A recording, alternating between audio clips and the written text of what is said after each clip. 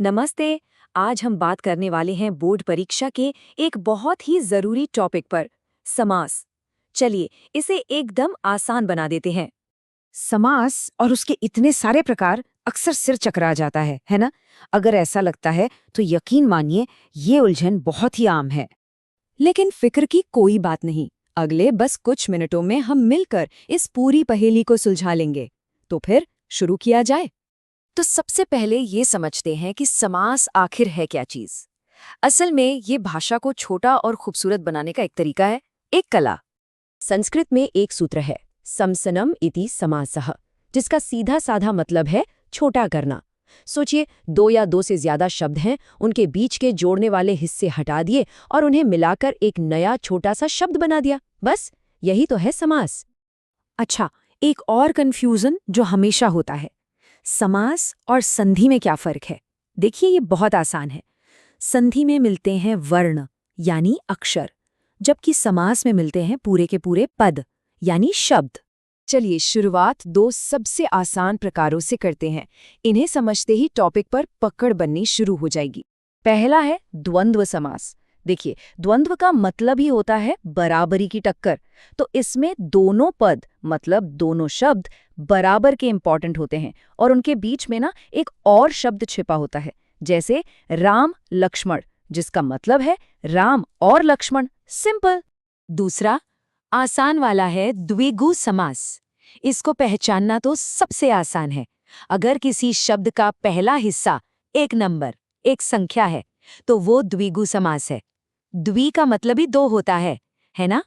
जैसे त्रिभुवन यानी तीन भुवनों का समूह। बहुत बढ़िया। अब जब बेसिक समझ आ गया है, तो चलिए एक ऐसे समास को देखते हैं जिसमें सारा खेल पहले शब्द का होता है। ये है अव्ययी भाव समास। इसमें पहला शब्द या तो यथा, प्रति, आ जैसा कोई उपसर्ग होता है या फिर कोई अव्यय, मतलब ऐसा शब्द जो कभी बदलता नहीं। और यही पहला शब्द पूरे मतलब को कंट्रोल करता है। जैसे यथा समय, इसका मतलब हुआ समय के अनुसार।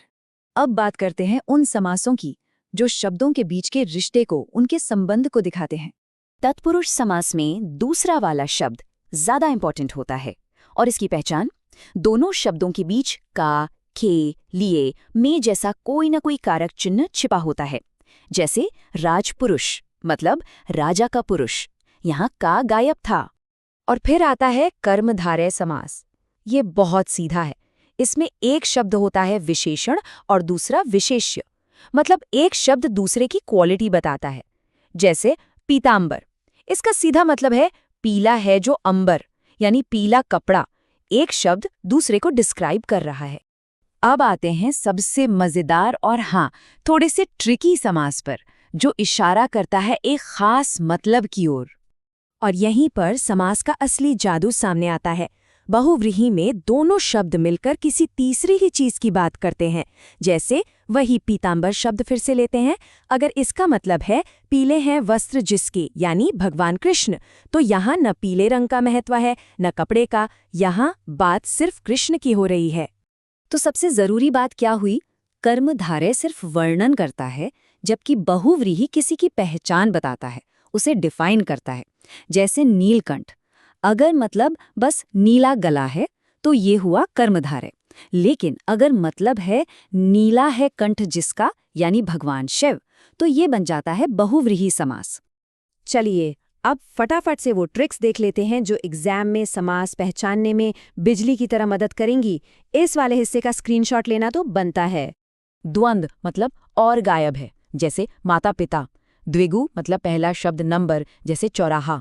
अव्ययी भाव मतलब पहला शब्द उपसर्ग, जैसे प्रतिदिन। तत्पुरुष मतलब बीच में कारक चिन्ह छिपा है, जैसे राजपुत्र। कर्मधारय मतलब एक शब्द दूसरे की विशेषता बताए, जैसे नीलकमल।